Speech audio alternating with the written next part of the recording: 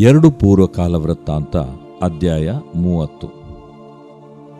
ತರುವಾಯ ಹಿಜ್ಕೀಯನು ಇಸ್ರಾಯೇಲ್ ದೇವರಾದ ಯೆಹೋವನ ಪಸ್ಕವನ್ನಾಚರಿಸುವುದಕ್ಕಾಗಿ ಯೆರೂಸಲೇಮಿನಲ್ಲಿರುವ ಯೆಹೋವನ ಆಲಯಕ್ಕೆ ಬರಬೇಕೆಂದು ಎಲ್ಲ ಇಸ್ರಾಯೇಲ್ಯರಿಗೂ, ಯೆಹೂದ್ಯರಿಗೂ, ಎಫ್ರಾಯಿಮ್ಯರಿಗೂ, ಮನಸ್ಸೆಯರಿಗೂ ದೂತರ ಮುಖಾಂತರವಾಗಿ ಮತ್ತು ಪತ್ರಗಳ ಮೂಲಕವಾಗಿ ತಿಳಿಯಪಡಿಸಿದನು.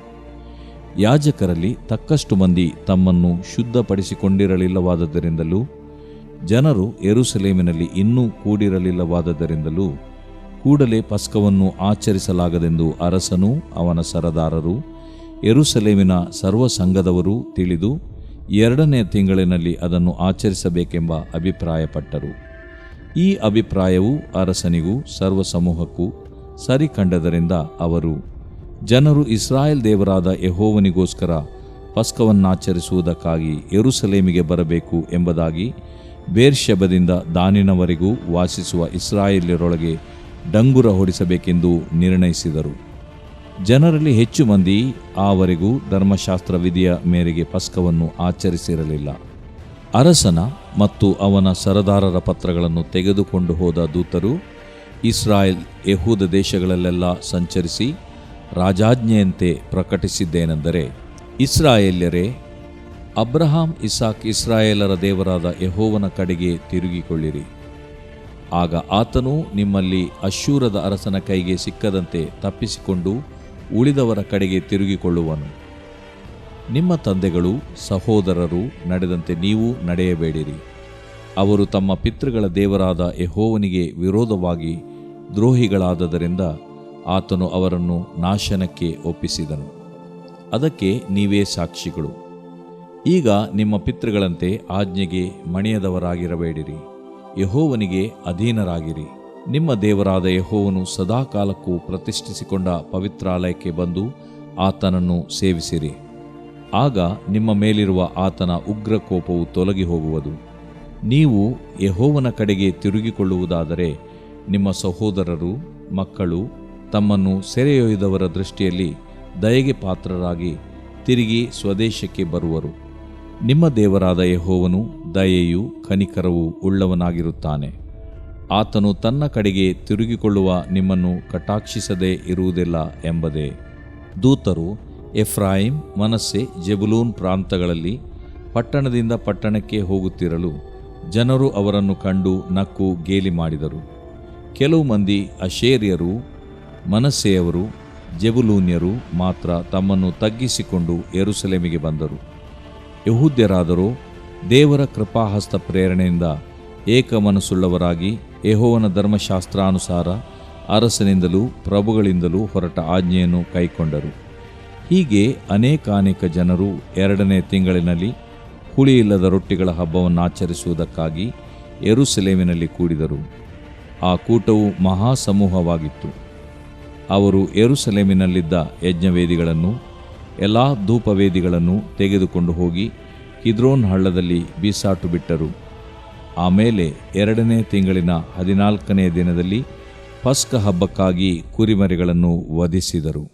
ಯಾಜಕರು, ಲೇವಿಯರು ಮೊದಲನೆಯ ಸಾರಿ ತಪ್ಪಿದ್ದಕ್ಕಾಗಿ ನಾಚಿಕೆಪಟ್ಟು ತಮ್ಮನ್ನು ಶುದ್ಧಿಪಡಿಸಿಕೊಂಡು ಯೆಹೋವನ ಆಲಯದಲ್ಲಿ ಸರ್ವಾಂಗ ಹೋಮಗಳನ್ನು ಸಮರ್ಪಿಸುತ್ತಾ ತಮ್ಮ ತಮ್ಮ ಸ್ಥಳಗಳಲ್ಲಿ ನಿಂತು ದೇವರ ಮನುಷ್ಯನಾದ ಮೋಶೆಯ ಧರ್ಮಶಾಸ್ತ್ರದಿಂದ ತಮಗೆ ನೇಮಕವಾದ ಸೇವೆಯನ್ನು ಮಾಡುತ್ತಿದ್ದರು. ಯಾಜಕರು ಲೇವಿಯರ ಕೈಯಿಂದ ರಕ್ತವನ್ನು ತೆಗೆದುಕೊಂಡು ಅದನ್ನು ಪ್ರೋಕ್ಷಿಸಿದರು. ಸಮೂಹದಲ್ಲಿ ಅನೇಕರು ತಮ್ಮನ್ನು ಶುದ್ಧಿಪಡಿಸಿಕೊಳ್ಳದೆ ಇದ್ದದರಿಂದ ಅಶುದ್ಧರಾದವರೆಲ್ಲರ ಯಜ್ಞ ಪಶುಗಳು ಯೆಹೋವನಿಗೆ ಮೀಸಲಾಗುವಂತೆ ಅವುಗಳನ್ನು ಲೇವಿಯರೇ ವಧಿಸಿದರು. ಜನರಲ್ಲಿ ಅನೇಕಾನೇಕರು, ಅಂದರೆ ಹೆಚ್ಚಾಗಿ ಎಫ್ರಾಯಿಮ್, ಮನಸ್ಸೆ, ಇಸ್ಸಾಕಾರ್, ಜೆಬುಲೂನ್ ಪ್ರಾಂತಗಳವರು ತಮ್ಮನ್ನು ಶುದ್ಧಿಪಡಿಸಿಕೊಳ್ಳದೆ ಧರ್ಮಶಾಸ್ತ್ರಕ್ಕೆ ವಿರುದ್ಧವಾದ ರೀತಿಯಿಂದ ಪಸ್ಕ ಭೋಜನವನ್ನು ಮಾಡಿದರು. ಆದರೆ ಹಿಜ್ಕೀಯನು, ಯೆಹೋವನೇ, ದಯಾಪರನಾದ ದೇವರೇ, ದೇವಾಲಯ ಯಾತ್ರಿಕರಿಗಿರಬೇಕಾದ ಪರಿಶುದ್ಧತ್ವವು ಅನೇಕರಲ್ಲಿ ಇಲ್ಲದಿದ್ದರೂ ಪಿತೃಗಳ ದೇವರಾದ ನಿನ್ನನ್ನು ಹುಡುಕಬೇಕೆಂದು ಮನಸ್ಸು ಮಾಡಿರುವವರಿಗೆಲ್ಲ ಕ್ಷಮೆಯನ್ನು ಅನುಗ್ರಹಿಸು ಎಂದು ವಿಜ್ಞಾಪನೆ ಮಾಡಿದ್ದರಿಂದ ಯೆಹೋವನು ಹಿಜ್ಕೀಯನ ಪ್ರಾರ್ಥನೆಯನ್ನು ಲಾಲಿಸಿ ಜನರನ್ನು ಸ್ವಸ್ಥಗೊಳಿಸಿದನು. ಯೆರೂಸಲೇಮಿನಲ್ಲಿ ಕೂಡಿ ಬಂದ ಇಸ್ರಾಯೇಲ್ಯರು 7 ದಿನಗಳವರೆಗೂ ಮಹಾ ಸಂತೋಷದಿಂದ ಹುಳಿಯಿಲ್ಲದ ರೊಟ್ಟಿಗಳ ಹಬ್ಬವನ್ನು ಆಚರಿಸುತ್ತಾ ಇದ್ದರು. ಲೇವಿಯರು, ಯಾಜಕರು ಮಹಾವಾದ್ಯದೊಡನೆ ಯೆಹೋವನನ್ನು ಪ್ರತಿದಿನವೂ ಕೀರ್ತಿಸುತ್ತಾ ಇದ್ದರು. ಹಿಜ್ಕೀಯನು ಯೆಹೋವನ ಭಜನೆಯಲ್ಲಿ ಗಟ್ಟಿಗರಾಗಿದ್ದ ಎಲ್ಲಾ ಲೇವಿಯರೊಡನೆ ಪ್ರೀತಿಯಿಂದ ಮಾತಾಡಿದನು. ನೇಮಕವಾದ 7 ದಿವಸಗಳವರೆಗೂ ಜನರು ಸಮಾಧಾನ ಯಜ್ಞಗಳನ್ನರ್ಪಿಸುತ್ತಾ ತಮ್ಮ ಪಿತೃಗಳ ದೇವರಾದ ಯೆಹೋವನನ್ನು ತಮ್ಮ ದೇವರೆಂದು ಕೊಂಡಾಡುತ್ತಾ ಔತಣ ಮಾಡಿದರು. ಯೆಹೂದದ ಅರಸನಾದ ಹಿಜ್ಕೀಯನು 1000 ಹೋರಿಗಳನ್ನು, 7,000 ಕುರಿಗಳನ್ನು, ಪ್ರಭುಗಳು 1000 ಹೋರಿಗಳನ್ನು, 10,000 ಕುರಿಗಳನ್ನು ತಮಗೆ ಯಜ್ಞಕ್ಕಾಗಿ ದಾನ ಮಾಡಿದ್ದರಿಂದಲೂ, ಯಾಜಕರಲ್ಲಿ ಬಹುಮಂದಿ ತಮ್ಮನ್ನು ಶುದ್ಧಿಪಡಿಸಿಕೊಂಡಿದ್ದರಿಂದಲೂ ಸಮೂಹದವರು ಇನ್ನೂ 7 ದಿವಸ ಹಬ್ಬ ಮಾಡಬೇಕೆಂದು ಗೊತ್ತು ಮಾಡಿಕೊಂಡು ಆ 7 ದಿನಗಳಲ್ಲಿಯೂ ಬಹಳವಾಗಿ ಸಂತೋಷದಿಂದ ಹಬ್ಬವನ್ನು ಆಚರಿಸಿದರು. ಯೆಹೂದ್ಯರ ಸರ್ವ ಸಮೂಹದವರು, ಯಾಜಕರು, ಲೇವಿಯರು, ಇಸ್ರಾಯೇಲ್ ಪ್ರಾಂತಗಳಿಂದ ನೆರೆದು ಬಂದವರೆಲ್ಲರೂ, ಇಸ್ರಾಯೇಲ್ ಯೆಹೂದ ಪ್ರಾಂತಗಳಲ್ಲಿದ್ದ ಪ್ರವಾಸಿಗಳು ಈ ಉತ್ಸವದಲ್ಲಿ ಪಾಲುಗಾರರಾಗಿದ್ದರು. ದಾವೀದನ ಮಗನೂ ಇಸ್ರಾಯೇಲ್ಯರ ಅರಸನೂ ಆದ ಸೊಲೊಮೋನನ ಕಾಲದಿಂದ ಯೆರೂಸಲೇಮಿನಲ್ಲಿ ಅಂಥ ಉತ್ಸವವು ನಡೆದಿರಲಿಲ್ಲವಾದ್ದರಿಂದ ಯೆರೂಸಲೇಮಿನಲ್ಲಿ ಬಹು ಸಂತೋಷ ಉಂಟಾಯಿತು. ಆಮೇಲೆ ಯಾಜಕರಾಗಿದ್ದ ಲೇವಿಯರು ಎದ್ದು ನಿಂತು ಜನರನ್ನು ಆಶೀರ್ವದಿಸಿದರು. ಅವರ ಸ್ವರವು ದೇವರಿಗೆ ಕೇಳಿಸಿತು. ಅವರ ಪ್ರಾರ್ಥನೆಯು ಪರಲೋಕದಲ್ಲಿರುವ ಆತನ ಪರಿಶುದ್ಧ ನಿವಾಸಕ್ಕೆ ಮುಟ್ಟಿತು. ದೇವರು ಪ್ರೀತಿಸುವ ಪ್ರೀತಿಯ ಬಿಗ್ ಜೆ ಟಿವಿ ಪ್ರಿಯ ವೀಕ್ಷಕರಿಗೆ ನಮ್ಮ ಕರ್ತನಾದ ಯೇಸು ಕ್ರಿಸ್ತನ ಹೆಸರಿನಲ್ಲಿ ನಿಮ್ಮನ್ನು ವಂದಿಸಿ ಸ್ವಾಗತ ಬಯಸ್ತಿದ್ದೇವೆ. ಬನ್ನಿರಿ, ನಾವು ಒಟ್ಟಾಗಿ ದೇವರ ವಾಕ್ಯವನ್ನು ನಾವು ಅಧ್ಯಯನ ಮಾಡಿಕೊಳ್ಳೋಣ. ದೇವರ ವಾಕ್ಯವನ್ನು ಅಧ್ಯಯನ ಮಾಡಿಕೊಳ್ಳೋದ್ರಿಂದ ಏನು ಪ್ರಯೋಜನ ಅಂದರೆ ದೇವರ ಮನಸ್ಸು ನಮಗೆ ದೊರಕ್ತದೆ, ದೇವರ ನೋಟ ನಮಗೆ ಸಿಗ್ತದೆ, ದೇವರ ವಾಕ್ಯ ನಮಗೆ ಆಹಾರವಾಗ್ತದೆ, ದೇವರ ವಾಕ್ಯ ನಮಗೆ ಔಷಧವಾಗ್ತದೆ. ದೇವರ ವಾಕ್ಯ ಕೇಳ್ತಾ ಇದ್ದಾಗಲೇ ಆತ್ಮಿಕ ರೋಗ ಪರಿಹಾರ, ದೈಹಿಕವಾದಂಥ ರೋಗ ಕೂಡ ಪರಿಹಾರ, ಮಾನಸಿಕವಾದಂಥ ರೋಗ ಕೂಡ ಪರಿಹಾರ ದೇವರ ವಾಕ್ಯದಲ್ಲಿ ಅಂಥ ಒಂದು ಶಕ್ತಿ ಅಡಕವಾಗಿದೆ. ಪ್ರಗತಿ, ಪ್ರೋಗ್ರೆಸ್ ನಮಗೆ ಲಭ್ಯ, ಆಶೀರ್ವಾದ ನಮಗೆ ಲಭ್ಯ. ದೇವರ ವಿಷಯವಾಗಿ ಹೆಚ್ಚಾಗಿ ತಿಳ್ಕೊಳ್ಳುವಂಥದ್ದು ನಮಗೆ ಆಸ್ಪದ. ಯಾಕಂದರೆ ತಮ್ಮ ದೇವರನ್ನು ಅರಿತವರು ಅವರು ದೃಢಚಿತ್ತರಾಗಿರ್ತಾರೆ. ಆದ ಕಾರಣ ದೇವರ ವಾಕ್ಯವನ್ನು ಅಧ್ಯಯನ ಮಾಡಿಕೊಳ್ಳುವಂಥದ್ದು ಬಹಳ ಬಹಳ ಪ್ರಾಮುಖ್ಯ. ಅದು ನಮ್ಮನ್ನು ಪರಲೋಕ ಪ್ರಯಾಣಕ್ಕೆ ಅದು ಸಿದ್ಧಪಡಿಸ್ತದೆ. ಒಂದು ಪ್ರಯಾಣ ಮಾಡಬೇಕಾದ್ರೆ ನಮಗೆ ಅದೆಲ್ಲ ನಾವು ಕೆಲವರು 1-2 ದಿನ ಮುಂಚೆನೇ ಅಥವಾ 1 ವಾರ ಮುಂಚೆನೇ ರೆಡಿ ಆಗ್ತಾ ಇರ್ತಾರೆ, ಪ್ಯಾಕ್ ಮಾಡ್ತಾ ಇರ್ತಾರೆ, ಯೋಚನೆ ಮಾಡ್ತಾ ಇರ್ತಾರೆ, ಲಿಸ್ಟ್ ಮಾಡ್ತಾ ಇರ್ತಾರೆ. ಆ ರೀತಿಯಾಗಿ ನಾವು ಎಲ್ಲರೂ ಕೂಡ ಒಂದು ನಿತ್ಯತ್ವದ ಪ್ರಯಾಣದಲ್ಲಿದ್ದೇವೆ. ನಮಗೆ ಗೊತ್ತಿದೆಯೋ ಇಲ್ಲವೋ, ಆದರೆ ನಿತ್ಯತ್ವದ ಪ್ರಯಾಣಕ್ಕೆ ನಮ್ಮನ್ನು ಸಿದ್ಧ ಮಾಡಿಕೊಳ್ಳುವಂಥ ಸಹಾಯ ಮಾಡುವಂಥದ್ದು ದೇವರ ವಾಕ್ಯ.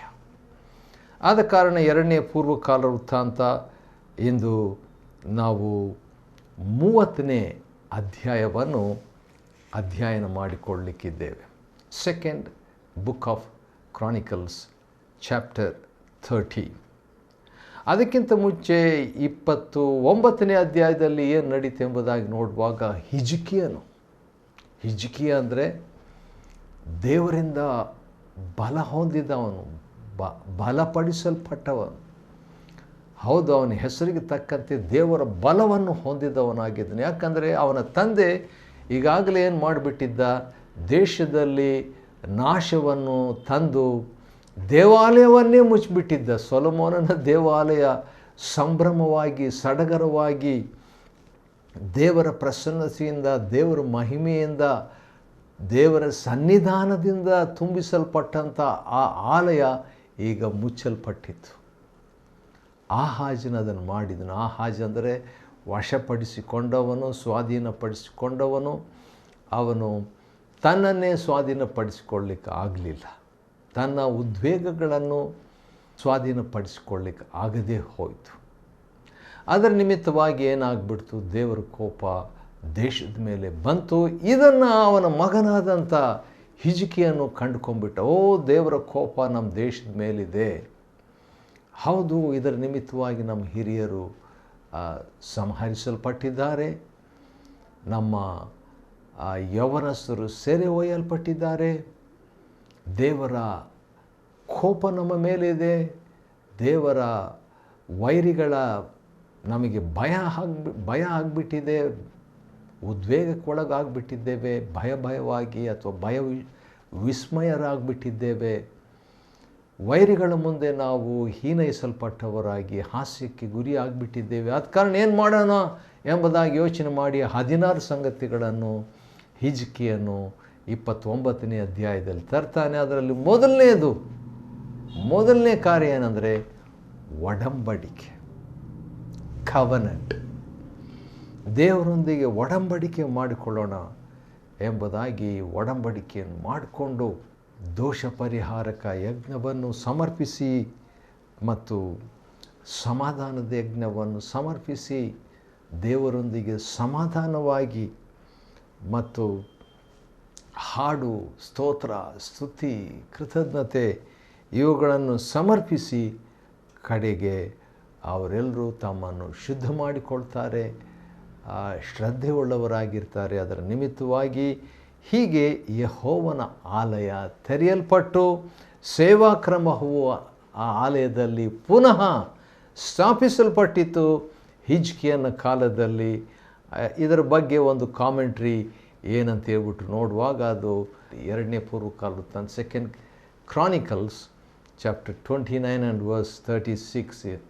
ಅದರಲ್ಲಿ ಏನಂತಿದೆ, ಯಾರು ನೆನೆಸದೇ ಇರುವಲ್ಲಿ, ಭಾಳ ಚೆನ್ನಾಗಿದೆ ಇದು ಓದಲಿಕ್ಕೆ. ಯಾರು ನೆನೆಸದೇ ಇರುವಲ್ಲಿ ದೇವರು ತಾನೇ ತನ್ನ ಪ್ರಜೆಗಳಿಗೋಸ್ಕರ, ವಾವ್, ಹೀಗೇ ದೇವರು ಕೆಲಸ ಮಾಡೋದಲ್ವಾ? ಯಾರು ನೆನೆಸದೇ ಇರುವಲ್ಲಿ, ಯಾರು ನೆನೆಸದ ರೀತಿಯಲ್ಲಿ ದೇವರು ತನ್ನ ಜನರಿಗೆ ಸಹಾಯ ಮಾಡ್ತಾನೆ. ಯಾವ ವಿಷಯಕ್ಕಾಗಿ ಚಿಂತಿಸದೆ ಎಲ್ಲ ವಿಷಯಗಳಲ್ಲಿ ಕೃತಜ್ಞತಾಸ್ತುತಿಯೊಡನೆ ನಿಮ್ಮ ಪ್ರಾರ್ಥನೆ, ವಿಜ್ಞಾಪನೆಗಳನ್ನು ದೇವರ ಮುಂದೆ ನೀವು ಸಮರ್ಪಿಸಿರಿ. ಅದು ಹಣದ ಅವಶ್ಯಕತೆ ಇರ್ಬೋದು, ಸಂಬಂಧದಲ್ಲಿ ಸರಿಯಾಗುವ ಅವಶ್ಯಕತೆ ಇರ್ಬೋದು, ಅಥವಾ ಕೆಲಸ ಕ್ಷೇತ್ರದಲ್ಲಿ ಕುಟುಂಬದ ಸಮಸ್ಯೆಗಳಲ್ಲಿ ಯಾವುದೇ ಇದ್ರೂ ಕೂಡ ದೇವರು ನೆನೆಸದೇ ಇರುವಲ್ಲಿ ದೇವರು ತಾನೇ ತನ್ನ ಪ್ರಜೆಗಳಿಗೋಸ್ಕರ ಕಾರ್ಯವನ್ನು ನೆರವೇರಿಸ್ತಾನೆ, ಸಂತೋಷವನ್ನು ತರ್ತಾನೆ. 2ನೇ ಪೂರ್ವಕಾಲವೃತ್ತಾಂತ 30ನೇ ಅಧ್ಯಾಯ, ಇದರಲ್ಲಿ ಇನ್ನೂ ಕೂಡ ಹಿಜ್ಕೀಯನು ಮಾಡಿದಂಥ ಆ ಒಂದು ಸುಧಾರಣೆ ಅನ್ನೋಕ್ಕಿಂತಲೂ ಭಕ್ತಿ ಸಂಜೀವನ, ಆತ್ಮಿಕ ಹರ್ಷ, ಆತ್ಮಿಕ ಹಬ್ಬ, ಉತ್ಸಾಹ ನಾವು ನೋಡಿಕೊಳ್ಳಿಕ್ಕಿದ್ದೇವೆ. ಏನಾಯ್ತಂತ ನಾವು ನೋಡೋಣ ಬನ್ನಿ.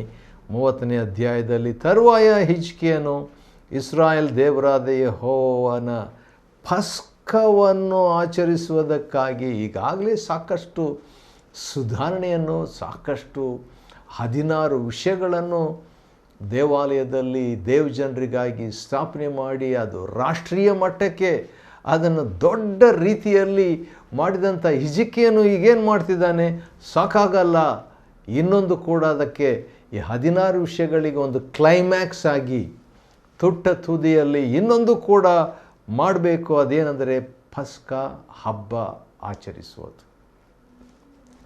ವಿಮೋಚನಕಾಂಡ 12ನೇ ಅಧ್ಯಾಯದಲ್ಲಿ ಯಾವ ರೀತಿಯಾಗಿ ಸುಮಾರು 400ಕ್ಕಿಂತಲೂ ಹೆಚ್ಚು ವರ್ಷಗಳು, 430 ವರ್ಷ ಅಂತ ಹೇಳ್ಬೋದು, 430 ವರ್ಷಗಳವರೆಗೆ ಇಸ್ರಾಯೇಲರು ಗುಲಾಮರಾಗಿ ಬೇರೆ ದೇಶದಲ್ಲಿ 4ಕ್ಕಿಂತಲೂ ಹೆಚ್ಚು ತಲೆಮಾರುಗಳು, 4 ಶತಮಾನಕ್ಕಿಂತಲೂ ಹೆಚ್ಚು ವರ್ಷಗಳು ಅವರು ಗುಲಾಮರಾಗಿ ಇದ್ದಂಥ ಆ ದೇಶದಲ್ಲಿ ಕಡೆಗೆ ಬಿಡುಗಡೆ ದೇವರು ಕೊಡ್ತಾನೆ. ದೇವರು ಅವರನ್ನು ಸ್ಮರಿಸಿ ನೆನೆಸಿ ಸರಣಿ ಅದ್ಭುತಗಳನ್ನು ಮಾಡಿ ಅವರನ್ನು ಹೊರಗೆ ಕರ್ಕೊಂಡು ಬರುವುದಕ್ಕೆ ಮುಂಚಿತವಾಗಿ ಬರ್ತಾ ಇರುವಂಥ ಹಂತದಲ್ಲಿ ಪಸ್ಕ ಹಬ್ಬವನ್ನು ಆಚರಿಸ್ತಾರೆ. ಹಬ್ಬದಿಂದ ಆ ಹೊರಡೋಣ ಪ್ರಾರಂಭವಾಯಿತು. ಇನ್ನೇನು ಮುಂದೆ ಕೆಂಪು ಸಮುದ್ರವನ್ನು ದಾಟಿ ದೊಡ್ಡ ಅದ್ಭುತಗಳಿಂದ 40 ವರ್ಷಗಳು ಅವರು ದೊಡ್ಡ ಪ್ರಯಾಣವನ್ನು ಬೆಳೆಸಬೇಕಾಗಿದೆ. ಅಂಥ ಸಂದರ್ಭದಲ್ಲಿ ಹೌದು, ಅಂಥ ಸಂದರ್ಭದಲ್ಲಿ ನಡೆದಂಥ ಒಂದು ಘಟನೆ, ಮಹಾಘಟನೆ ಅಂತ ಹೇಳಬೇಕು, ಪಸ್ಕ ಹಬ್ಬ ಆಚರಿಸುವಂಥದ್ದು. ಅದರ ಬಗ್ಗೆ ನೋಡುವಾಗ ಪೌಲನು ಮೊದಲನೇ ಕೊರಿಂಥದ ಪತ್ರಿಕೆಯಲ್ಲಿ ಬರೀತಾನೆ, ನಮ್ಮ ಪಸ್ಕ ಯೇಸು ಕ್ರಿಸ್ತನೇ ಎಂಬುದಾಗಿ. ಆ ವಾಕ್ಯ ನಾವು ನೋಡಿಬಿಟ್ರೆ ಒಳ್ಳೆಯದು. ಯಾಕಂತ ಹೇಳಿದ್ರೆ ಆ ವಾಕ್ಯ ನನಗೆ ನೆನಪಿಗೆ ಬರ್ತಾ ಇದೆ. ಯಾಕಂತೇಳಿದರೆ ಈ ಪಸ್ಕ, ಈ 2ನೇ ಪೂರ್ವಕಾಲ ವೃತ್ತಾಂತ 30ನೇ ಅಧ್ಯಾಯದಲ್ಲಿ ಇಡೀ ಅಧ್ಯಾಯ ಪಸ್ಕ ಹಬ್ಬದ ಒಂದು ಆಚರಣೆ ಇದೆ. ಹಾಗಾದರೆ ಹೊಸ ಒಡಂಬಡಿಕೆಗೆ ಅದು ಯಾವ ರೀತಿಯಾಗಿ ಅನ್ವಯ ಎಂಬುದನ್ನು ನೆನಪು ಮಾಡಿಕೊಡೋದಕ್ಕೋಸ್ಕರವಾಗಿ ನಾನು ಒಂದು ವಾಕ್ಯ ನಿಮಗೋಸ್ಕರವಾಗಿ ಓದ್ತೇನೆ. ಕೊರಿಂಥದವರಿಗೆ ಪೌಲನು ಬರೆಯುವಾಗ ಇದನ್ನೇ ಇದ್ದಕ್ಕಿದ್ದಂತೆ ಹೇಳುವಂಥ ಒಂದು ಮಾತು. ಮೊದಲನೇ ಕೊರಿಂಥ 5ನೇ ಅಧ್ಯಾಯದಲ್ಲಿ ಮಾತಾಡ್ತಾ 7ನೇ ವಚನದಲ್ಲಿ ಹಳೆ ಹುಳಿಯನ್ನು ತೆಗೆದು ಹಾಕಿ ಹೊಸ ಕಣಿಕದಂಥರಾಗಿರಿ ಅಂತ ಹೇಳ್ಬಿಟ್ಟು ಕಾರಣ ಕೊಡ್ತಾನೆ. ಯಾಕಂದರೆ ನಮ್ಮ ಪಸ್ಕದ ಯಜ್ಞದ ಕುರಿಯು ಕ್ರಿಸ್ತನೇ ಎಂಬುದಾಗಿ. ಮೊದಲನೇ ಕೊರಿಂಥದವರಿಗೆ ಬರೆದ ಪತ್ರಿಕೆ 5:7ನೇ ವಚನ. ಇಲ್ಲಿ ಕೂಡ ಹಿಜ್ಕೀಯನು ಎಲ್ಲ ಆಯಿತು, ಎಲ್ಲ ರೀತಿಯಿಂದ ಒಂದು ಭಕ್ತಿ ಬಂದ್ಬಿಟ್ಟಿದೆ, ಎಲ್ಲ ರೀತಿಯಿಂದ ಸಂತೋಷ ಬಂದ್ಬಿಟ್ಟಿದೆ, ಹಬ್ಬ ಮಾಡ್ತಾ ಇದ್ದಾರೆ, ಕೃತಜ್ಞತೆಯನ್ನು ಸಲ್ಲಿಸ್ತಾ ಇದ್ದಾರೆ. ಅಂಥ ಸಂದರ್ಭದಲ್ಲಿ ಪಸ್ಕ ಹಬ್ಬ ಎಂಬುದಾಗಿ ಪತ್ರ ಇಡೀ ರಾಷ್ಟ್ರಕ್ಕೆ ಒಂದು ದೊಡ್ಡ ಲೆಟರ್ ಬರೆದುಬಿಟ್ಟು ಅದನ್ನು ಆಚರಿಸಬೇಕು ಅಂತ ಹೇಳ್ಬಿಟ್ಟು ಭಾಳ ಜನರು ಅದನ್ನು ಆಚರಿಸದೆ ಬಿಟ್ಬಿಟ್ಟಿದ್ರು. ಇನ್ನು ಹೇಳಬೇಕಾದ್ರೆ ಸುಮಾರು 100 ವರ್ಷಕ್ಕಿಂತಲೂ ಹೆಚ್ಚಾಗಿ ಅವರು ಆಚರಿಸದೆ ಹೋಗಿಬಿಟ್ಟಿದ್ರು. ಎಷ್ಟೋ ಅರಸರು ಬಂದರು, ಎಷ್ಟೋ ಅರಸರು ಹೋದರು. ಆದರೆ ಗ್ರ್ಯಾಂಡಾಗಿ ಭಾಳ ಗಂಭೀರವಾಗಿ ಆಚರಿಸುವಂಥದ್ದು ಈಗಲೇ. ಅದು ಹೇಗೆ ಆಚರಿಸಿದ್ರು ಅಂತ ನಾವು ನೋಡೋಣ. ಅದಕ್ಕಿಂತ ಮುಂಚಿತವಾಗಿ ಏನು ಲೆಟ್ರ್ ಬರೆದಿದ್ದ ಹಿಜ್ಕೀಯನು.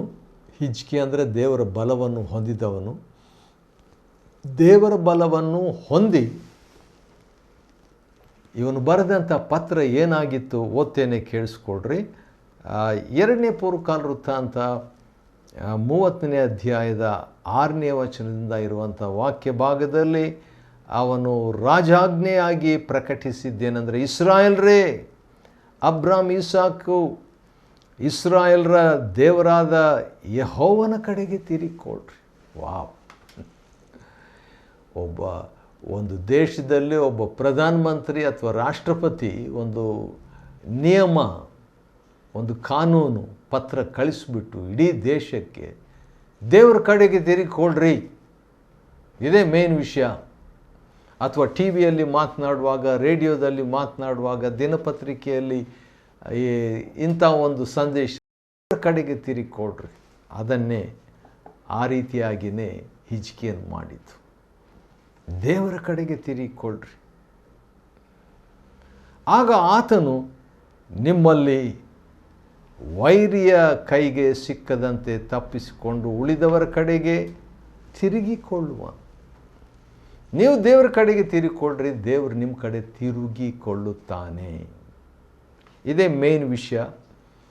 ದೇವರಿಗೆ ಅಧೀನರಾಗಿರಿ, ದೇವರಿಗೆ ಅಧೀನರಾಗಿರಿ. ಯಾಕೆ ದೇವ್ರ ಕಡೆ ತಿರುಗಿಕೊಡ್ರಿ ಎಂಬುದಾಗಿ ಈತನು ಹೇಳ್ತಾನೆ, ಅದಕ್ಕೆ ಕಾರಣ ಕೊಡ್ತಾನೆ ರೀ. ಭಾಳ ಚೆನ್ನಾಗಿದೆ ಆ ಕಾರಣ, ದಯವಿಟ್ಟು ಗಮನಿಸ್ರಿ. 9ನೇ ವಚನದಲ್ಲಿ, ನೀವು ಯೆಹೋವನ ಕಡೆಗೆ ತಿರುಗಿಕೊಳ್ಳುವುದಾದರೆ,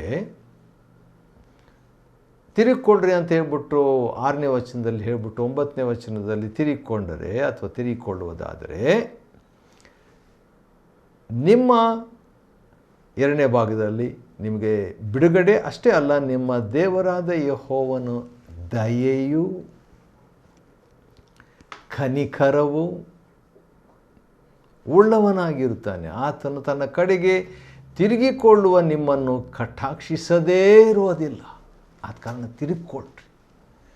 ತಿರುಗಿಕೊಳ್ಳ್ರಿ ದೇವರ ಕಡೆಗೆ, ಯಾಕಂದರೆ ಆತನು ಕಟಾಕ್ಷಿಸ್ತಾನೆ ಎಂಬುದಾಗಿ ಹೇಳಿದಾಗ ಸರಿ ಅಂತ ಜನರು ಆ ರಾಜಾಜ್ಞೆಗೆ ಒಳಪಟ್ಟು ನಡ್ಕೊಂಡು ಬರ್ತಾ ಇದ್ದಾಗ ಪಟ್ಟಣದಿಂದ ಪಟ್ಟಣಕ್ಕೆ ಹೋಗ್ತಾ ಇರುವಂಥ ವೇಳೆಯಲ್ಲಿ ಜನರು ಅವರನ್ನು ಕಂಡು ನಕ್ಕು ಗೇಲಿ ಮಾಡಿದೇನಪ್ಪ ಇದು ಹಬ್ಬ ಮಾಡಲಿಕ್ಕೆ ಹೋಗ್ತಿದ್ದಾರಂತೆ, ಅದು ಪಸ್ಕ ಹಬ್ಬ ಅಂತೆ ಎಂಬುದಾಗಿ ಹಾಸ್ಯ ಮಾಡ್ತಾಯಿದ್ರು.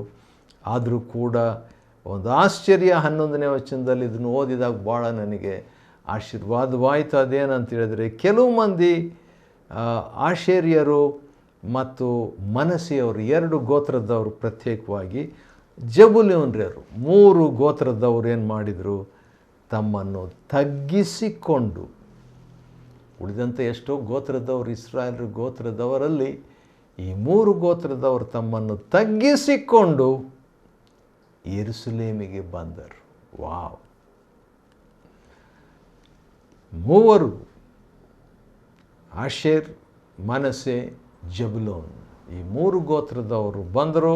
ಯೆಹೂದ್ಯರಾದರೂ ದೇವರ ಕೃಪೆಯ ಹಸ್ತ ಪ್ರೇರಣೆಯಿಂದ ಮನಸ್ಸುಳ್ಳವರಾಗಿ ಯೆಹೋವನ ಧರ್ಮಶಾಸ್ತ್ರ ಅನುಸಾರವಾಗಿ ಅರಸನಿಂದಲೂ ಪ್ರಭುಗಳಿಂದಲೂ ಹೊರಟ ಆಜ್ಞೆಯನ್ನು ಕೈಕೊಂಡರು. ಹೌದು, ದೊಡ್ಡ ಒಂದು ಭಕ್ತಿ ಸಂಜೀವನವಾಯಿತು.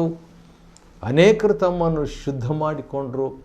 ಕೆಲವರು ಶುದ್ಧ ಮಾಡಿಕೊಳ್ಳದೇ ದೇವರ ಈ ಕಾರ್ಯಗಳಲ್ಲಿ ಭಾಗವಹಿಸಿದ್ರು. ಅಂಥವ್ರಿಗಾಗಿ ಇನ್ನೊಂದು ಪ್ರಾರ್ಥನೆ ಹಿಜ್ಕಿಯನ್ನು ಮಾಡ್ತಾನೆ. ಅದು ಭಾಳ ಟಚಿಂಗ್ ಆಯಿತು ನನಗೆ, ಭಾಳ ಆಶ್ಚರ್ಯ. 18ನೇ ವಚನ, ಯೆಹೋವನೇ ದಯಾಪರನಾದ ದೇವರೇ ಅಂತ ಹೇಳಿಬಿಟ್ಟು, ಅನೇಕರಲ್ಲಿ ಪರಿಶುದ್ಧತ್ವ ಇಲ್ಲದಿದ್ದರೂ ಪಿತೃಗಳ ದೇವರಾದ ನಿನ್ನನ್ನು ಹುಡುಕಬೇಕೆಂದು ಮನಸ್ಸು ಮಾಡಿರೋರೆಲ್ಲರಿಗೆ ಕ್ಷಮೆಯನ್ನು ಅನುಗ್ರಹಿಸು. ಹೌದು, ಪರಿಶುದ್ಧತೆ ಇಲ್ಲ ಅವರಲ್ಲಿ, ಅನೇಕರಲ್ಲಿ ಇಲ್ಲ, ಆದರೆ ದಯಮಾಡಿ ನೀನು ಕ್ಷಮಿಸು. ಆ ರೀತಿಯಾಗಿ ಮಾಡಿದ ಪ್ರಾರ್ಥನೆಗೆ ದೇವರು ಉತ್ತರ ಕೊಡ್ತಾರ. 20ನೇ ವಚನದಲ್ಲಿ, ಯೆಹೋವನ ಹಿಜ್ಕೀಯನ ಪ್ರಾರ್ಥನೆಯನ್ನು ಲಾಲಿಸಿ ಜನರನ್ನು ಸ್ವಸ್ಥಗೊಳಿಸಿದನು. ವಾವ್, ಆಶ್ಚರ್ಯ. ಅನಂತರ ಅವರೆಲ್ಲರೂ ಕೂಡ ಭಜನೆ ಮಾಡ್ತಾರೆ, ಹಾಡ್ತಾರೆ, ಹರಿಸ್ತಾರೆ, ಸಂತೋಷದಿಂದ ಔತಣ ಮಾಡಿದರು, ಬಹಳವಾಗಿ ಸಂತೋಷಪಟ್ಟು ಹಬ್ಬ ಮಾಡಿದರು. ಹೌದು, ಬಹು ಸಂತೋಷ ಅವರಿಗೆ ಉಂಟಾಯಿತು ಹಿಜ್ಕೀಯನ ಮುಖಾಂತರ. ದೇವರ ಬಲ ಹೊಂದಿದಂಥವರು ಬೇರೆಯವರಿಗೆ ಸಂತೋಷಕ್ಕೆ ಔತಣಕ್ಕೆ ನಡೆಸ್ತಾನೆ. ನಾವು ಆ ರೀತಿಯಾಗಿ ಇರುವಂತೆ ದೇವರು ಸಹಾಯ ಮಾಡಲಿ. 2ನೇ ಪೂರ್ವಕಾಲ ವೃತ್ತಾಂತ 30ನೇ ಅಧ್ಯಾಯವನ್ನು ಅಧ್ಯಯನ ಮಾಡಿಕೊಳ್ಳುವಂತೆ ದೇವರು ಕೊಟ್ಟ ಕೃಪೆಗಾಗಿ ಆತನಿಗೆ ಸ್ತೋತ್ರವಾಗಲಿ. ದೇವರು ನಿಮ್ಮನ್ನು ಆಶೀರ್ವದಿಸಲಿ.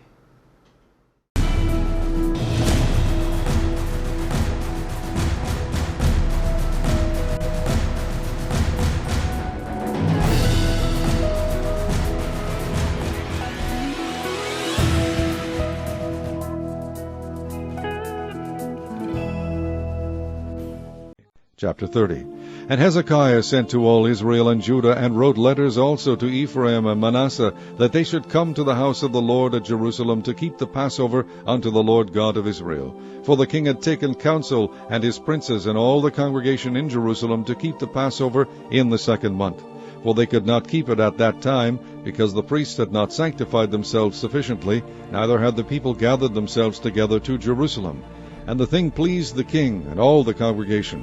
So they established a decree to make proclamation throughout all Israel, from Beersheba even to Dan, that they should come to keep the Passover unto the Lord God of Israel at Jerusalem. For they had not done it of a long time in such sort as it was written. So the posts went with the letters from the king and his princes throughout all Israel and Judah, and according to the commandment of the king, saying, Ye children of Israel, turn again unto the Lord God of Abraham, Isaac, and Israel, and he will return to the remnant of you that are escaped out of the hand of the kings of Assyria.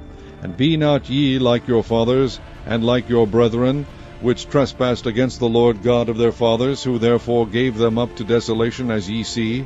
Now be ye not stiffnecked as your fathers were, but yield yourselves unto the Lord, and enter into his sanctuary, which he hath sanctified forever, and serve the Lord your God, that the fierceness of his wrath may turn away from you.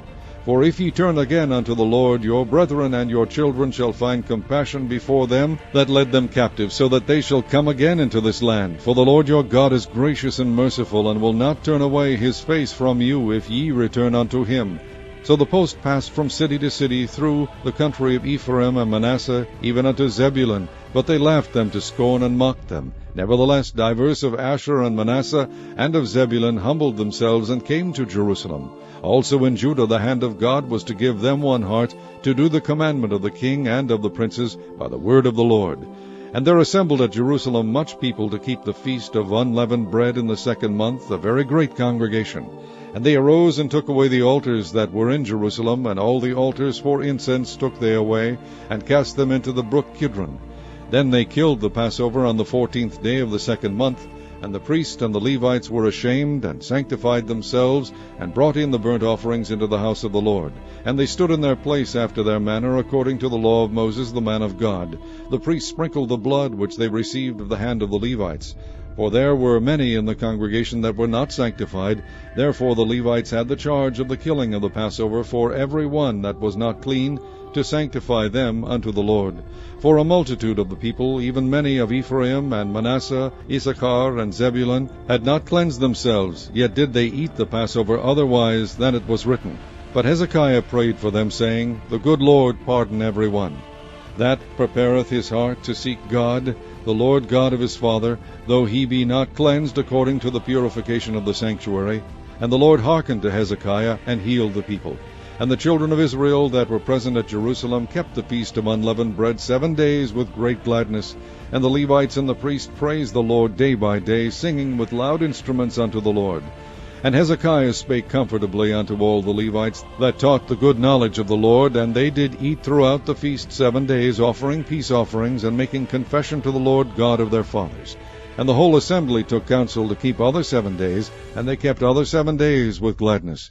For Hezekiah king of Judah did give to the congregation 1,000 bullocks and 7,000 sheep, and the princes gave to the congregation 1,000 bullocks and 10,000 sheep, and a great number of priests sanctified themselves.